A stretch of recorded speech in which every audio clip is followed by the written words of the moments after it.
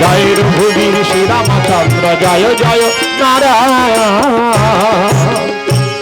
এইভাবে রথে আরোহণ করে চলেছে।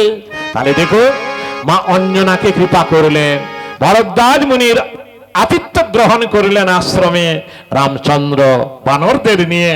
এবারে হনুমানকে ডেকে বলছে, বাবা হনুমান, তুমি সবার আগে আগে চলো, তুমি ভারতকে আগে সংবাদ দেবে, না হলে সে যে বড় অভিমানী, আমার বিলম্ব দেখে সে হয়তো আগুনে পুড়ে মরার চেষ্টা করবে। আর প্রতিমধ্যে তুমি একটু খবর দিয়ে যাবে আমার মিতা গুহককে, সেও বড় অভিমানী, হয়তো গঙ্গার জলে প্রাণ বিসর্জন দিতে পারি। ঠিক আছে বাবা, ঠিক আছে, আমি তাই যাচ্ছি বাবা। এই বলে পবন নন্দন হনুমান তীর বেগে ছুটে চলেছে।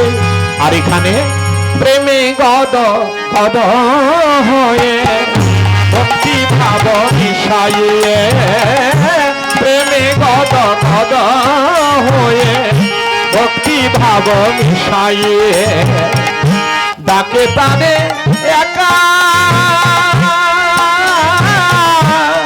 একাকি বসিয়া গো, ডাকে রামে একাকি বসিয়া গো, ডাকে তারে একাকি বসিয়া।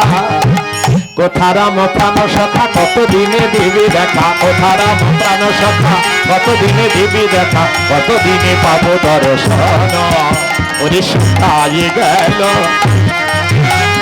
শুকাই গেল নয়নের জল, শুকাই গেল কত পানেছে রামামিতা, তারে বা জানাবো রম ব্যথা, কত পানেছে রামামিতা, নয়নের জল শুকাই গেল।